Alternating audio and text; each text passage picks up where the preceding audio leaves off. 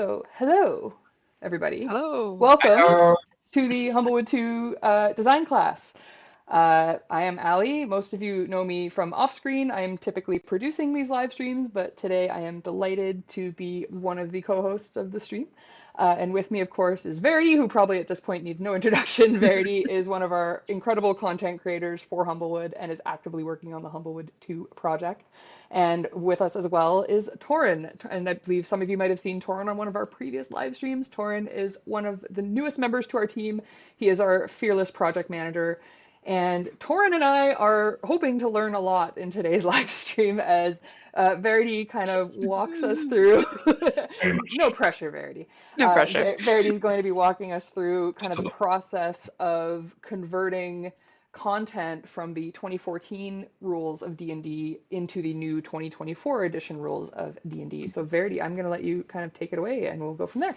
Yeah, so we're actually taking a short break from Humblewood 2 this month because we are actually converting Humblewood Tales.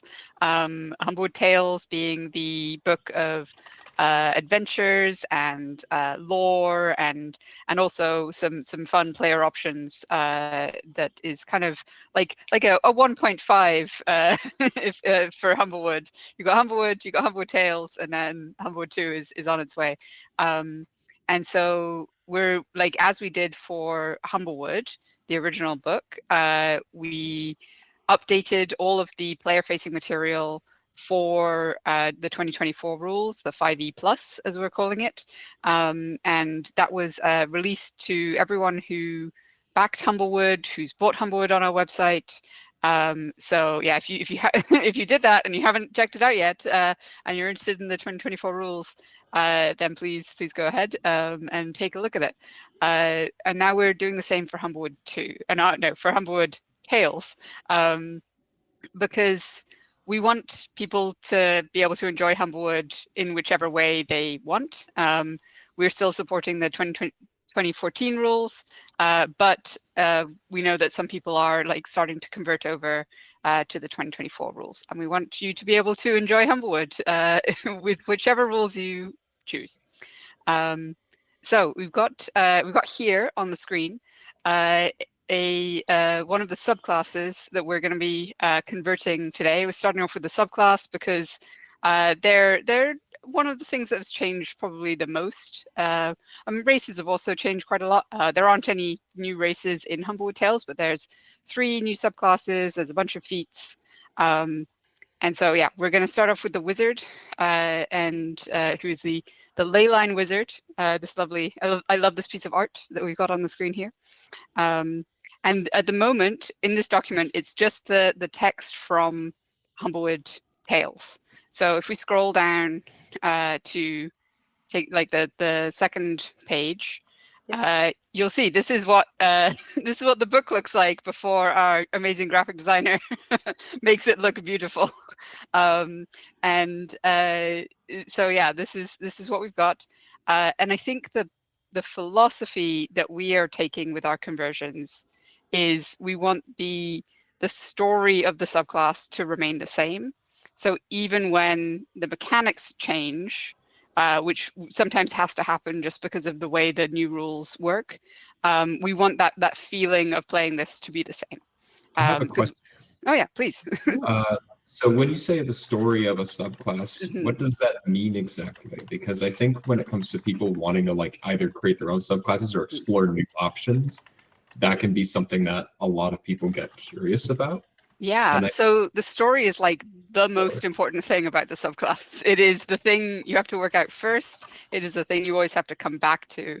And we have this phrase folding in the cheese in the content department, which basically means you identify the thing that you have and the thing that is good, and you try to bring everything back and like push this narrative forward, like this kind of singular vision.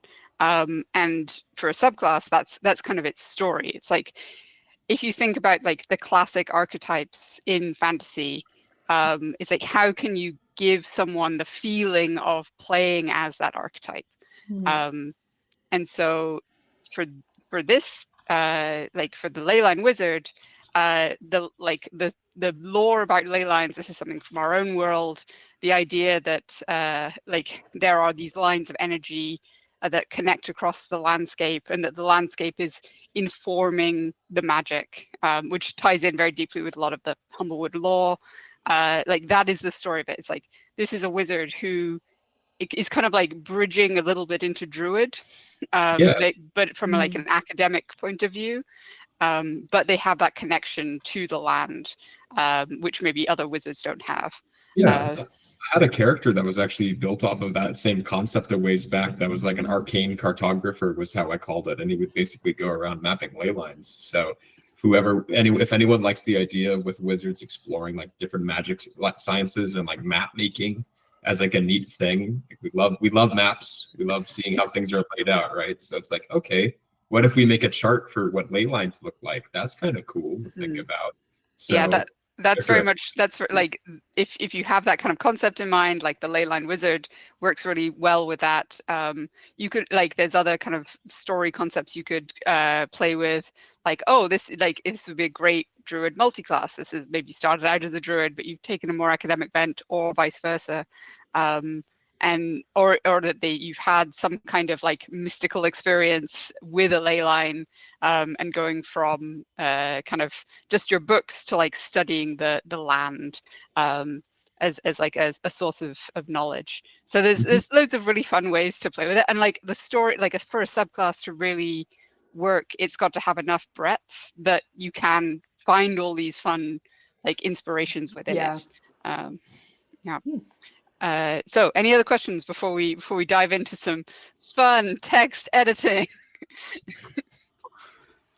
I am legitimately excited, so let's jump in. Let's get into it. Let's go. So the biggest, probably the biggest change in a lot of subclasses, not all, but a lot, is that you don't get your subclass at first or second level now. All subclasses you get them at third level. So wizard used to get its subclass at second level, as you can see here, at second level. And so like we now have to adjust and make sure that like things are going to be balanced for getting these at third level. It's not a huge difference, thankfully.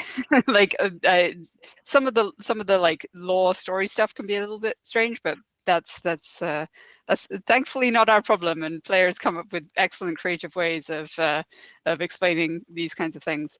So the first thing that I'm going to do is just rough in the what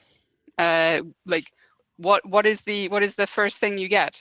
So the new way of writing it, which I actually really like, they've made it much simpler to read, is that it's like level 3 leyline writing. Oh, that's great. Yeah. So it's, and like all of the features like have the same notation. It's just really nice. They also changed arcane, like it's not called arcane tradition anymore. It's just called wizard subclass. For context, I actually own the new player's handbook, but I haven't looked at it much yet. So this is actually really interesting. I was kind of eager to learn these little differences, and I've heard that it's much more clearly communicated. A lot of things are more clearly communicated in the new book. I like the fact that they're transparent with the mechanical names for a lot of these things, because I think people new to the game or learning new systems often get bogged down in the terminology that is decided to be used to describe certain things. I'm guilty of that with some stuff I've written, and it's the sort of thing where having a standardized explanation of a lot of that material makes it easier for people to get plugged in. But at the same time, it's kind of nice to have a little bit of that flavor spice integrated in. Like the arcane tradition, I think is a fun descriptor, but having a descript like you could have like wizard subclass dash arcane tradition, or then having all these other denominations. All things in balance, yeah. So like just for how we're doing it, we're trying to stick as close as we can to what we see like Wizards of the Coast doing, just because we want to have as few barriers between people like accessing the information as possible. Like, and then when we want to, we can break the rules a little bit because we're not Wizards of the Coast, and we can get a little bit funky in spots. Which, like, as you will see as we go through this this subclass, there's some stuff here which does not line up at all with how like the other currently published 2024 Wizard subclasses are. So it'll be a fun thing of whether we keep it, whether we cut it. One of the things I also sort of looking to do in this like conversion is like we get feedback from people. We have some options to like streamline things because like 2024 rules does have this really big emphasis on streamlining. And so trying to find those spots where it's like, oh, that could be a little bit clearer, and like, oh, this new mechanic really works well with like this, and this does what we need it to do in fewer words, things like that. So yeah, I realized actually Leyline Magic is just the name of the subclass. And so here we've just got the nice fluff text. I'm not going to mess with the fluff text. I think it works really nicely. It just introduces the story, and then we get into the actual features. So the first feature we have here is natural attunement, which if we kind of scroll down, you'll see this gets pretty long. This is one of the longer features that we have. It's got a lot of tables. So basically, yeah, same kind of vibe. Yeah, so basically, as like this is the core feature of the Leyline Wizard. It is incredibly flexible based on where you are. So when you prepare your spells, you I need to double check that you still prepare your spells. I believe you do. So when you prepare your spells, where you are, which terrain you're in, influences which spells are also available to you. So these kind of give you extra options, and you have them prepared. They don't count towards the spells that you are preparing otherwise. So it makes you a very flexible wizard, where you're always going to have something that's kind of feels right. So obviously obviously we have to change things like this. So where it says when you choose this arcane tradition at second level, so it's going to be when you choose this wizard subclass at level 3, because they actually changed it. So it used to be like at third level, second level, and now it's at level 3. So these are like the level of detail that we're going into, because you want it to be super consistent. I'm not going to do all of this on this stream because that would be very boring for people to watch. But like that's something that I will be doing over the next like couple of days. Yeah, it's kind of a fine-tooth comb thing afterwards. The minor edit lines. Yeah. I've been there before with stuff I've written. It's like, oh, I have to go through. I'm also just gonna mildly fix that grammatical error. While you're there, minor spelling mistake. Yeah. Ooh. Not a spelling mistake, just a minor. There should have been a comma or that. Anyway. So yeah, then we scroll on down to the Leyline spells table. So you get like a lot of this. Like I will probably come back and do some like paring back and trimming. Try and find some simpler ways of saying it. But yeah, we get all these Leyline spells. So now we come to the next fun thing about everything changing a little bit in 2024. So what I will be doing, which I will again not be doing on stream because it will be very tedious for people to watch, but what I will be doing is I will be checking every one of these spells for its wording to make sure that one, it still exists. I don't think they've cut that many spells, like if any. 2, is there a better spell option once we get the SRD? Like, is there a more flavorful spell option that suits? And then 3, did they change a spell so that it is now not suitable for this subclass? These are a little bit less worrisome because like wizards have spells. Wizards and spells, they go together. Like generally it feels good to be a wizard with spells. But we did run into this in the Humblewood conversion with the Night Cleric, which has a feature that specifically works to improve the sleep spell. And we went almost all the way through the process of converting it until I think I woke up in the middle of the night and I was like, they changed the sleep spell. And, like the following morning, I like 8 o'clock, I'm like, oh God, like design, wait, please, I need to check this. And they had indeed changed the sleep spell. So like radically changed it so that like the text that we had from the old version made no sense whatsoever with how sleep works now. And Good so catch. like so it was like, oh, thank goodness. Wow. Yeah, so I'm very like, entertained. It was that you were sleeping and were like, Squidward eye. Oh, yeah. I gotta go fix that. Oh no. And burn to the midnight oil for a little bit to get that all in order. Yeah, it turns out that like one of the awakening conditions from sleep is having a panic about something from work. Who knew? Yeah, being shaken awake or just, being a bit Anxiety. anxious. Yeah. Yeah. So the other thing I will be like checking at this point is just double checking that like all the spell levels are right, like that wizards are still getting their spell progression the same. I don't think it's changed, but like I will be double checking it. So yeah.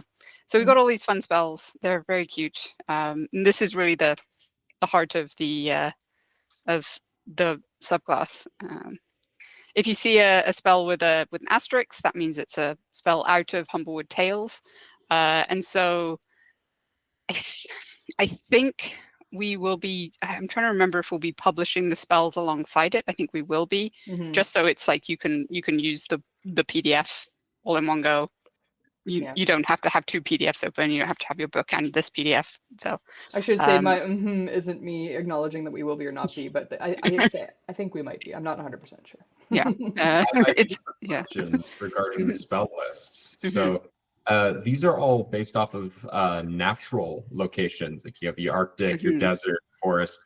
I guess that's the main idea with the Leyline Wizard in that way is specifically to have those natural attunements. But I'm just thinking if people ever wanted to experiment, they could also try and like come up with their own biomes or associated like spell lists. Like let's say you go to like there's a Leyline in like the celestial planes or like twisting things around that way. There's something kind of interesting to explore there. Or it's like, oh, this swamp has like undead magic involved with it because it was cursed. Okay, you might get a couple of other spells swapped out for what you would be able to learn that way. Yeah, that would be a really fun thing for like a player and a GM to like mess around with. Obviously, when we're making a subclass, we can't include every possible like option, but we love it when people start to like mess with our stuff. It's great. Like, please mess with our stuff. And tell us about it. We love hearing about it. Like, yes, please tell us about it. Yes. It brings us it brings us so much joy when we hear about the nonsense. I mean that in a very positive way that people get up to in their Humblewood adventures. So always tell us what you're up to in your Humblewood adventures, please. Yeah. I'm just leaving myself a note to check spells and add them to the PDF. There we go. Nice little note left for myself. So we scroll on down to Thrum of the Land. So the thankfully for the wizard, the pattern of how many subclass features you get hasn't really changed. So this was a 2nd level feature. It will become a 3rd level feature. It'll get the same treatment, so it'll be level 3, because other wizard subclasses in 2024 get the like they get 2 at level 3, and then 1 at level 6, 1 at level 10, and 1 at level 14.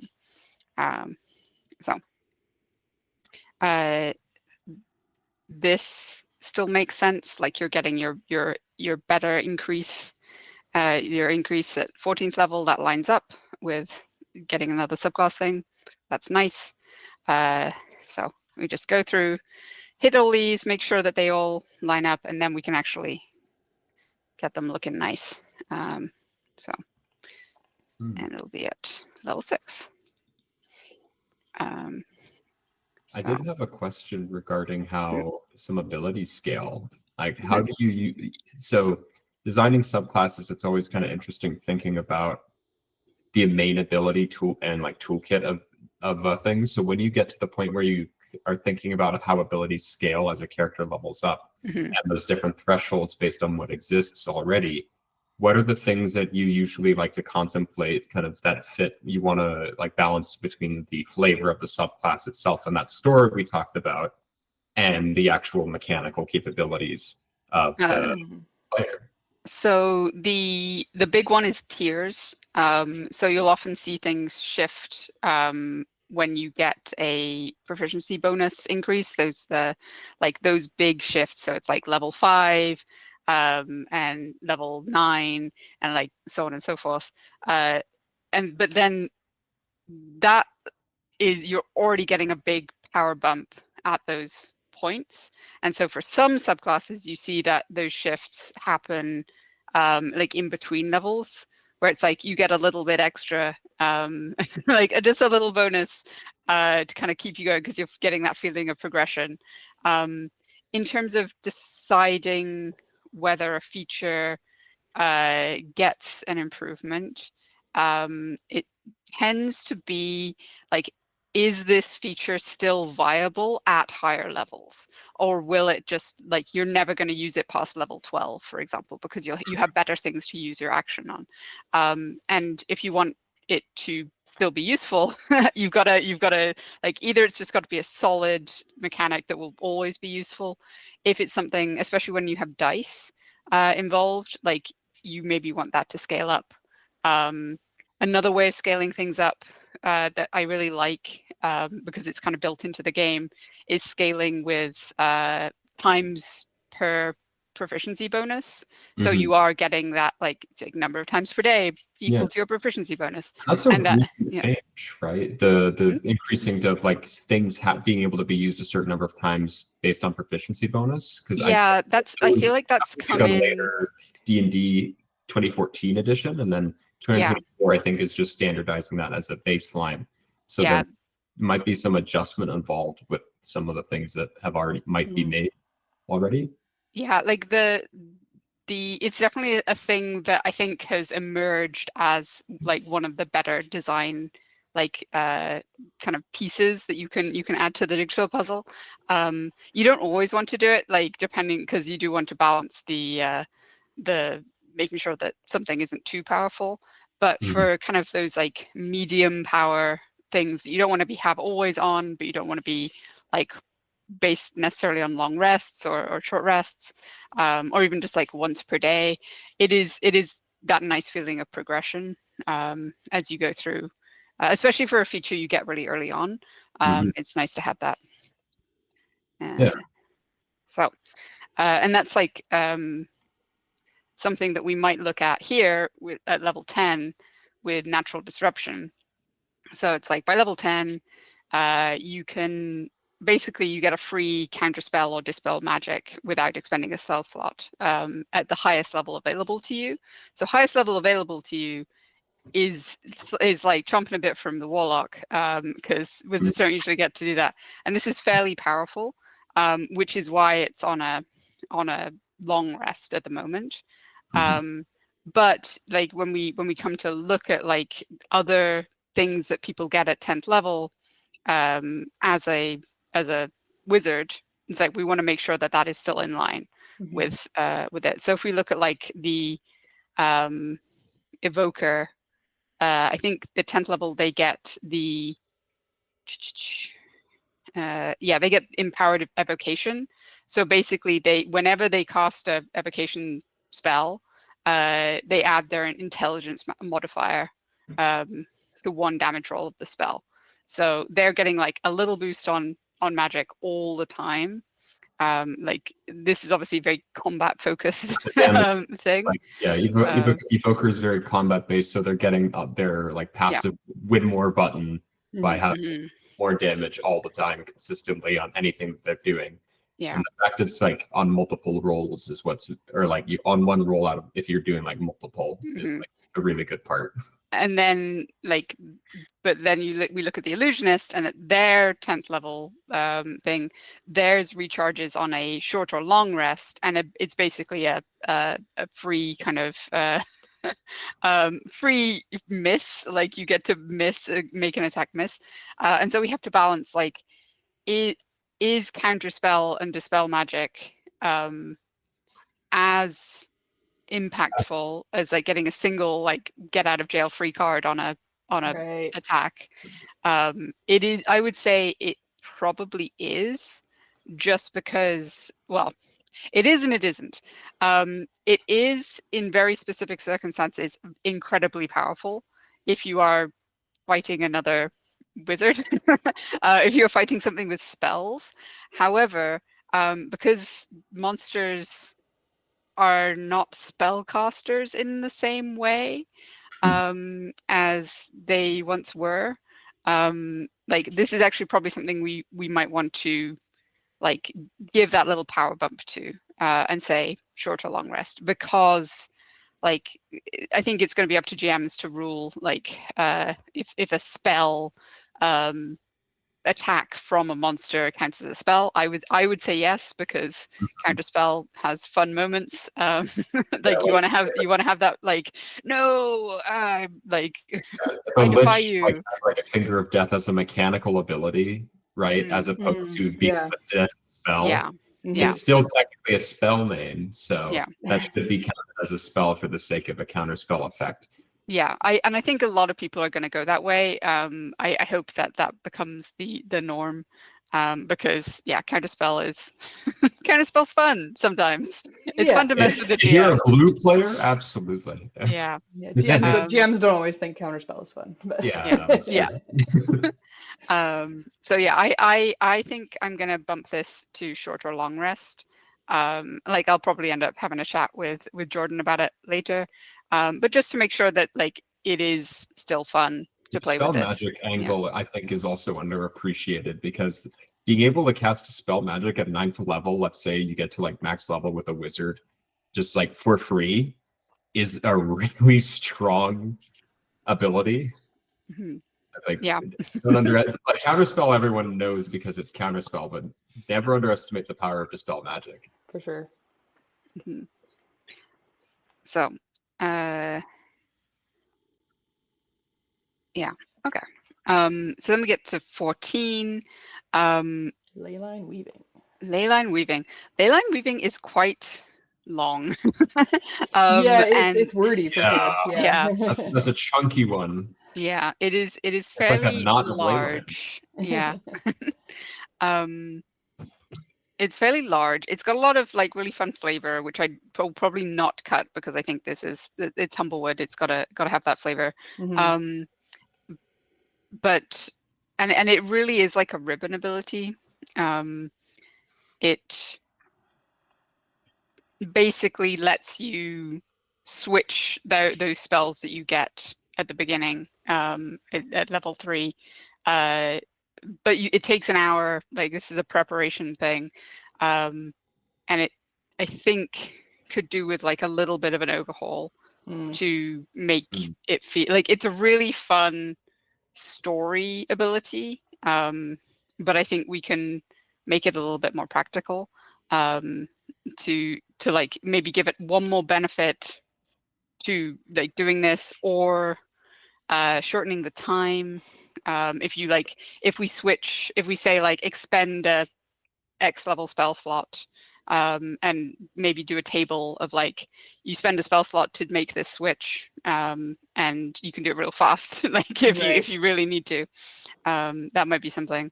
I had a thought. Go ahead. Because I'm kind of curious. If it's a spell slot expenditure idea, it maybe depending, like you can basically spend spell slots to swap between multiple regions over like a period of time almost.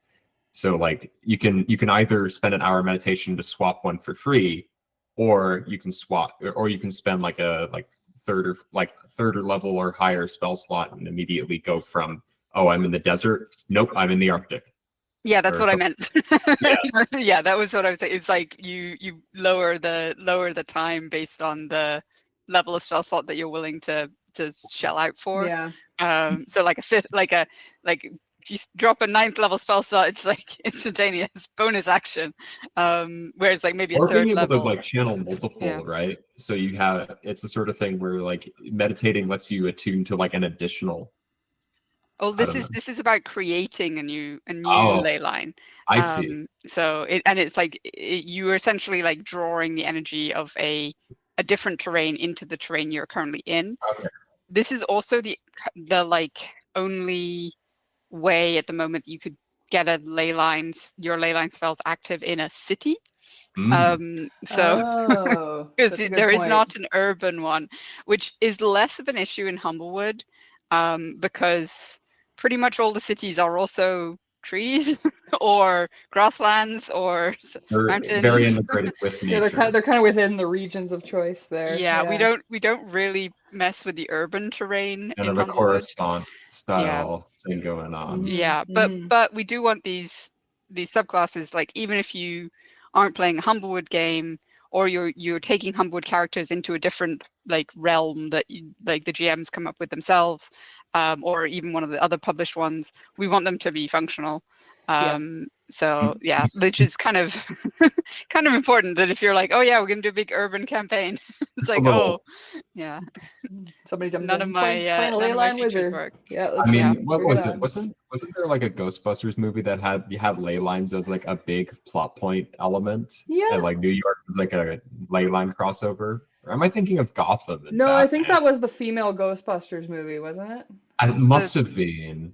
There was I that, and then I confuse Ghostbuster plots sometimes, but I think you might be right. and there was Like that. I only acknowledge Ghostbusters 1. That's fair. Even Ghostbusters 2 is like a for me. There you go. Yeah. Yeah. I mean, there's that, and then there's like Gotham with its ley lines as well as like a whole other thing. Yeah, Interesting ley lines are a fun narrative thing that kind of come out of the things that people actually believe. There's a lot of ley line stuff in the UK with like Glastonbury, and all around there there's like stone circles all over the place, and lines of energy, and people get into dowsing. Viewers at home, go check out landline. Not landlines. Landlines are a thing of the past, sort of, but ley lines are also really, really interesting. Yeah, ley lines are fun and cool. So yeah, that kind of takes us through like the very top level of going through this subclass. We haven't really dug into like the specific changes and features. I'm going to briefly chat about something that everyone loves, which is formatting. Hooray! So if we scroll up, back up, way up to the top, Okay. to the wizard subclass. There we go. So it's going to be level 3. It's got to get that right. Yep. So one of the big things that they've changed in 2024 is what gets capitalized and what doesn't. So Okay. things which were not capitalized before are capitalized. So for example, wizard. Wizard is now capitalized. Like, are all the classes essentially now capitalized? Yeah, all classes are now capitalized. Okay. Like a lot, like anything that is a game element that appears in the glossary is capitalized. Right. Okay. And so like I'd have to double check if, like, I know short and long rest, they're all capitalized. And like bonus action, action, or reaction, all capitalized. Spells are now capitalized. That's handy. So yeah. Yeah, from a That's a good formatting perspective, I do agree with it, because Yes. similar books I've read, it does help establish Having your the proper terminology. nouns. Yeah. Proper nouns being properly formatted in a way that if someone reads them, oh, there they are. It also makes them stand out when you're reading it. So I do like it. It is a lot of fiddly work. It's a lot of, yeah. So go. Yeah, like for example, I'll probably go here. I'll go text, capitalization, title case, but then you have to go back in because of doesn't get capitalized in Cone of Cold, so you can't even just rely on that. Oh, Like boy. that's the level of detail that I care about as an editor. So yeah, like a lot of stuff that I'll be doing is like I'll do Control F, short rest, and like do find and replace for like all the short and long rests. All the damage types also got capitalized. And so yeah, there's just like a lot of capitalization now, which again would not be that exciting to watch me do on stream, but it is something that like especially if you're preparing, like if you're just doing a conversion at home for yourself, for your group, like who cares? It's totally fine. Like big bad editors are not going to come after you. But this is something that we do try to get right, again because of that like consistency and clarity that we try to put in our books. That we really do try to catch up and follow, like make our own little style guide and follow it. And with word counts, so many of our books have such huge word counts, just like the actual D&D books. Like it's so it's an admirable role that we play. It's not a very celebrated one, I'm sure, but we cannot thank you enough for your service of being part of the grammar police. Yeah. There will be unfortunately there's always like a few that creep through, and then when like thousands of people's eyes look at it, they are more powerful than my single pair of eyes. But unfortunately, we get the one well-meaning fan who's like, I spotted a typo, and we're like, oh no. But we do try our best. We survived the Amaranthine of pants, and so we will survive this. And now we just do our best to laugh about it. Also, it is canonical. Henwin is the Amaranthine of pants. It all works out. They got their jeans out and everything. Exactly. Can't wear clothes, but still Amaranthine of pants. I feel like you bring up the pants in like at least half of our live streams, because it's just such a great story. Like I mean, there's a thread of it and everything. So there is. So the last thing I'll say about capitalization is because this like game mechanics are now capitalized, when we're introducing a new game mechanic, we have to consider, do we want to capitalize it or not?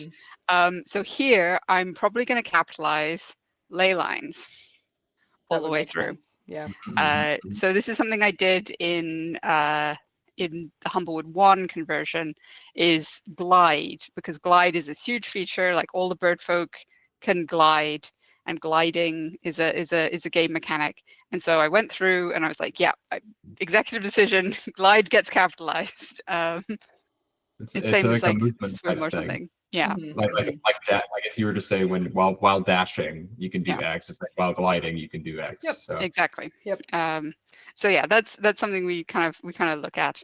So that's a subclass. And I will be working on this for, as I say, the next few days. It will take quite a lot of time, just really making sure that it all lines up. We do have a couple of other subclasses in this document. We've got the Druid, which is this really fun Circle of the Warden. If we want to scroll down, look at this beautiful piece of art. Yeah, there it is. So cute. This is a favorite of mine. The Circle of the Warden is really adorable. Some really nice like tie-ins to the tenders. Talismans, fantastic. The symbol of the tenders, because there was a big focus on the tenders in Humblewood Tales. You get a lot of information about them. They're really can't help really but fun. feel a bit of irony from them being called tenders. Some of them are chickens. It has been pointed out multiple times. I feel like every little while someone in the Hit Point Discord's like, hey, I just realized, and we're like, yeah. I like this name happened before I joined Hit Point Press, and I don't know if it was intentional or not. I kind of hope it was intentional. Remember, not every druid is a tender, or excuse me, what's it? It's like not every chicken is every chicken's a tender, but not every tender is a chicken. Essentially. Yeah, but truly, the tenders of the Scorched Grove are, yeah, it's one of my favorite pieces of Humblewood lore. It is a really Mhm. cool piece. So it's nice that the Yeah. Circle of the Warden really ties in with that. Yeah, and if we skip the warlock, sorry warlock, you're very cool and spooky. We'll stop Yeah, on the artwork for just a hot second yeah, because I we'll love. look at yeah. Let's just admire this artwork for a hot second as we scroll by Oh because yeah. it is so Yeah, cool. All right, I'm gonna yeah. keep scrolling. There we go. Yeah, the warlock of the predator is It's too good. yeah, really fun. If you wanna get in touch with Kren, you know where to go. All Warlock right, of the predator. we're down at new feats. Yes. This is where we want to be. So all Yeah, right. because we were chatting about tenders. So the section of feats are in Humblewood Tales are all inspired by the tenders. So you don't necessarily have to be a tender, but some of them you can have that restriction if you want. And yeah, so we then have to kind of look at how feats have been rejiggled. So for the They got edited quite a bit, didn't they, in the 2024 rules? yeah, Yeah. when you can get them and which ones you can get are a fairly kind of major change. Yeah. Right. You've got Okay. your origin feats and your other ones. Because now your feats you get a feat with your background. And your background Oh, I remember. Okay, I remember seeing yeah. that. Okay. Yeah. Yeah. So when we did the Humblewood 1 conversion, it actually lined up really nicely because we had the backgrounds from like to convert, and then we also had to convert the feats. And because of just the way things currently are, we can't give a feat that isn't our feat, and we kind of don't want to. Like we want it to live within the Humblewood ecosystem. And so it was like, oh no, we've got like, but what about origin feats? Like you've got to have a feat. But thankfully, and perhaps coincidentally, all of the feats in Humblewood 1 line up really nicely with the backgrounds in Humblewood 1. And so we were able to like match it up perfectly. Super low work needed Yeah, to be done to it really was line very that up. nice. That's good to hear. Yeah. But here I think things are going to be a little bit different. I don't think there's a new background in Humblewood Tales. I would have to double check. But so instead I think we're going to be looking at doing some other kinds of feats. Where is the section on feats? Sorry, I'm just scrolling. And Forest Sage could feel like they could be origin feats to me, just based on the names, right? Like someone has a soldier background, field medics, their origin feat. Someone is a sage, they're a forest sage specifically. So yeah, the issue is with at least at the moment, although if I like my table, this isn't how I'm going to run it. But like as far as I'm aware at the moment, it's like there's a very specific list of backgrounds and they give a very specific feat. And so if you have an origin feat without a background, there is no way to get that origin feat. So when we're looking at like future books and we are wanting to have things that will be origin feats, we've got to make sure that there's a background as well. Personally, I would not restrict players on this at all. I'm like, you go wild, like mix and match, like have fun. Oh yeah, and like in any game, like that's just like I was talking about going wild in Humblewood. But yeah. Oh yeah, well, you were always going wild in Humblewood. That's true. That's the whole point, really. You look at our backgrounds. Yeah. No, I'm inclined to agree that at my table I would do something similar. Yeah. Just because. Me too. And because like we don't know yet exactly what's going to be in the 2024 SRD, or how many feats will be in there, how many backgrounds will be in there, because there's like no feats in. There's like one feat in the 2014 SRD, and there's like one like a couple of backgrounds in the 2014 SRD, and we can't build exclusively on that. That doesn't work. So we have to think about like what we're building and making sure that we're building enough that you can just play Humblewood. That we really want people to be able to mix and match. Like it should work with all the like Wizards of the Coast stuff, but if you just want to play like and really get that Humblewood experience, that there is enough material there. Yeah. And so because we've got all these origin feats in the Humblewood 1 conversion, I'm going to be looking to try and get these to be general feats in order to like fill out our roster of feats, which is quite fun. So just like changing the like the way things are formatted. The first thing we have to do is add to each of them. So here we have the field medic. We have to add to each of them like general feat. Labels. And then the like this will be in italics. Important. It's kind of small. So then we have like prerequisite as like one of like everything as far as I'm aware.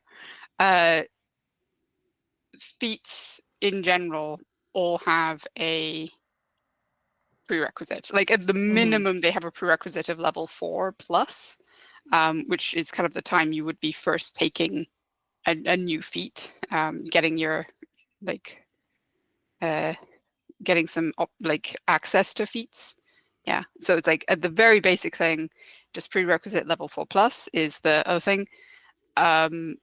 You can put on like restrictions on like you have to have a certain dexterity score or a certain wisdom score or a certain strength score, and we'll look at and see like partly it's story and partly it's will this feat give too much to someone who hasn't like built in that direction already. Right. I do have a kind of curiosity there for just like, for example, like the flame woken feat that folks might see but we haven't gotten to yet. If it had like a prerequisite of like you need to know a cantrip that deals like fire damage or something like that. I don't know how specific the prerequisites are, but it could be something. Would it be? Yeah. You think it would be something? Could be something like that? So the feats that we've seen so far coming from Wizards, that's not really the direction they've gone. They've kept it very mechanical. It's like you have to be at least level 4. You have to have like strength of at least 13. Kind of goes with like multi-classing kind of rules. Okay. But this is where like I think we have flexibility to get weird. And if we do want to say like, yeah, you've got to have at least one like ability to cast like at least one spell that does fire damage, we could do that if we feel that is like going to be relevant and going to help. I maybe would be a little bit reluctant to put it in just because the like restricting people too much can be less fun, and also in that specific case, the way I would probably deal with it is like, oh, we want this to be for like wizards and druids maybe.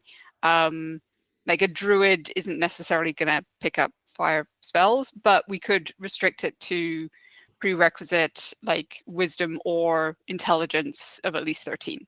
So now it's basically you're not necessarily a barbarian who's picked this up necessarily, or even like a warlock or a bard.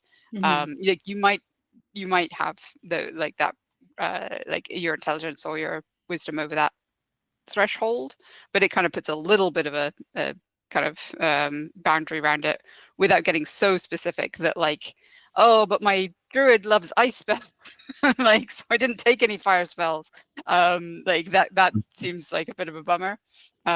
Whereas like, yeah, if we keep it in the kind of like, you've got to be at least this smart to cast these flame spells. How much science you got? Come on. Yeah. You also learn like the produce flame cantrip in this one, which is it's like, oh yeah, like maybe you're a fighter who really like this is just something happened to you, something occurred, and this makes sense for your backstory. Grab the cast iron pan off the stove without any mittens. Yeah, exactly. So if we scroll down to Forest Sage, we see here, like, it did already have a prerequisite. This was the old prerequisite. So instead we'll like format this general feat and prerequisite. So instead of Druid or Wizard, we're going to say level 4 plus and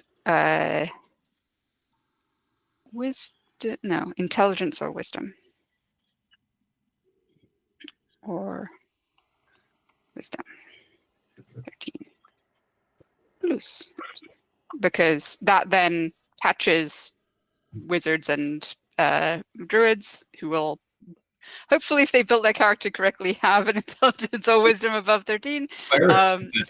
This too.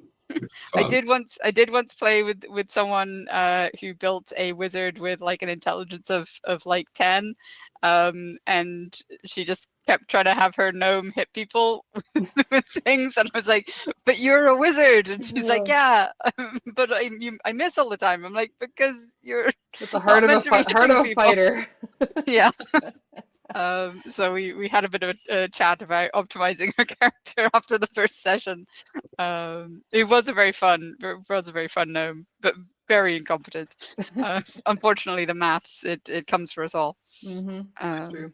The numbers. Yeah. So yeah, like that's kind of how we'll deal with those. There's some other fun formatting things, like now, rather than bullet points, we'll probably be using inline headings with like nice. So it'll be like here, ability score increase. I can spell. And it'll get a nice little bold and italic formatting. And so sort of how like places are outlined as opposed to the bullet points. So now things are essentially getting a little heading that describes what this does in like one line, or like less than like a couple of words. So it's kind of like how a stat block is built out. It'll be like horns attack or whatever, or like pack tactics, like or you know what, yeah, you know what pack tactics is. So we'll have to like come up with like names for each of these features. So we'll have like let's see. So wild wisdom feels like a thing. Wild wisdom, I like it. Wild wisdom. So and oops. Yep. And then I'm just gonna check. I think there are ones that people on the stream spells. are gonna see me tweaking my formatting here, because I just realized the edits weren't working. So if you're wondering why the screen is shifting slightly, that is why. There we go. Let me see.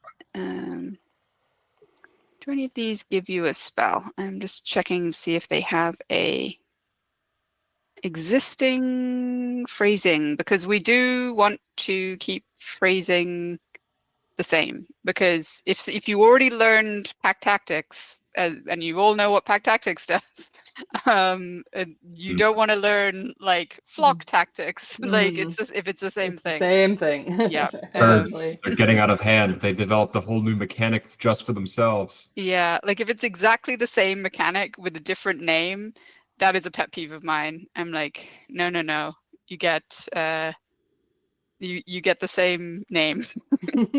because as a GM, I want to run games fast. I want to run them fun. And GMs already have a lot to remember at any given time. So once you start kind of renaming things for funsies, it can get a little bit wacky for the GM. Yeah, do not over experience. Do not overtax the GM's brain. They're already smoke coming out of the ears. They're doing their best over here. They just don't want the kettle whistle to go off. Yeah, that's the thing you got to avoid. It's true. Okay.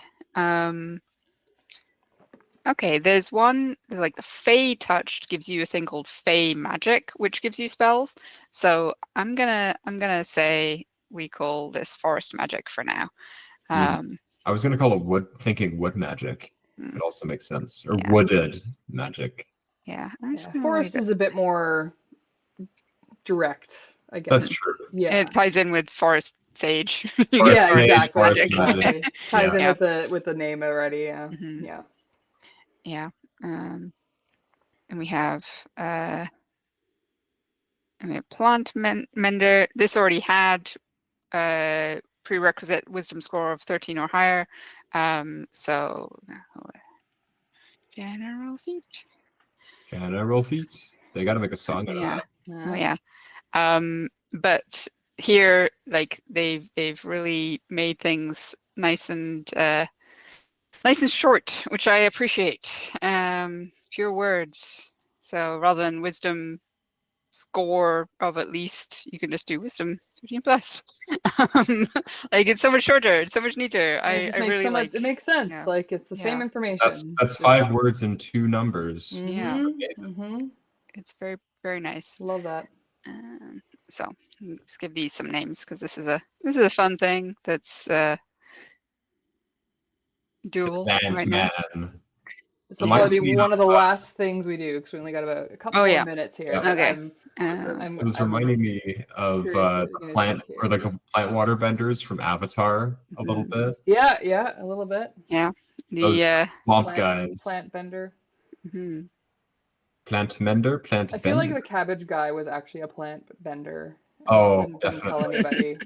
You know, we just never actually found out that he could do it. Yeah. Always off screen. Yeah. Off screen cabbage bending. In real life, I have a pretty wacky sized vegetable garden and I grow cabbages and I'll often post pictures with them and I always inevitably get the cabbage guy little gif in response from friends. It's iconic. Yeah. I am the real life cabbage guy, although I am not a plant bender. That would be pretty cool. Or a plant mender. Go to the farmer's market, do it. I just try to pretend to be one. We got plant sight, we got plant magic. I think this is something that I might like come back to and streamline a little bit because it's like you get a lot of spells. You get a lot of spells from this feat, and I think it's maybe a little overtuned.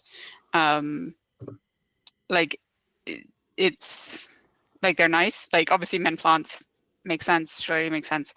But the like this section, I'm like maybe I trim this back or like make it simpler, like you just learn them. Yeah. So, but just similar to like another. I think that makes more sense than making. I find that's always something as a player having to worry about. Oh, I got these spells from this feat, but I can only use them this amount of times. As opposed to it's just I have these. I now have these spells in my library. I can choose to use my spell slots on them because I already have a limited resource for it. So why am I going to? I'm not planning to use it all already. So there's like a thing there. I've just left myself a little note, a little thing saying, come back to this, but really come back to this entire document. I don't know how fascinating this stream has been, considering we've really just scratched the surface of doing this conversion. You will eventually, if you've bought Humblewood Tales from us through the Kickstarter or now on our website, you can get the hardcover, which is very exciting. Freshly available. Freshly available as of this week. You will also be getting this eventually. Please be patient. As you can see, it will take a while.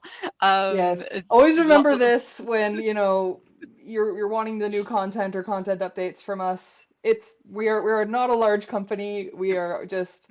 I like to say we're multiple goblins in a trench coat doing our best, but it's a lot of work putting out this content, and Verity and the content crew deserve a lot of credit for all the tweaking they need to do to make this content the best that it can be. Making it. It just needs its time in the oven. Yep. We love what we do. And unfortunately, we have many delicious cakes in the oven all at once, which we're trying to get to you as quickly as we can. So. Do bear with us. Being a bakery, Hit Point Bakery, new project coming to you. Time to pivot into cake. True. I personally thought this stream was kind of cool. Again, as someone who I have the new player's handbook, I've yet to dive into it. I don't know a ton about the specific 2024 rule changes yet. So Here. it's kind of neat to just dive into at least a bit of our existing content and seeing what it takes to kind of revamp and making sure that our players have as many options as possible to enjoy Yeah. the world of Humblewood. So thank you for showing us that. We should have an office game, and then we can like test out some of these tweaks, which I would like to do. That'd be really fun. Looking forward to it. I can be the cabbage guy. Yeah. See, we got to tweak all these words, but we also try to have fun. Have fun with it. Okay, so having fun while we tweak words is the best part. That's it. So we're right at 8 o'clock, so I'm going to go ahead and say thank you for joining us tonight, and thank you to Torin and Verity. It was a lot of fun hanging out with you both for an hour and checking out these edits for Humblewood Tales. Again, Humblewood Tales is available on our website right now. I'm going to do a real quick plug. And also the new Humblewood comic, For Want of a Nail, written by Gail Simone, illustrated by Sarah Webb. And not only does it have a really killer story about Flit, the most adorable character in all of Humblewood, in my personal opinion. He's a little guy. It also has stat blocks and other cool stuff that you can inject into your Humblewood campaigns. So definitely check that out as well. Which at some point will also be converting, I'm sure, at some point in the future. Yep. So check all that out. And yeah, thanks again for joining us, and we will see you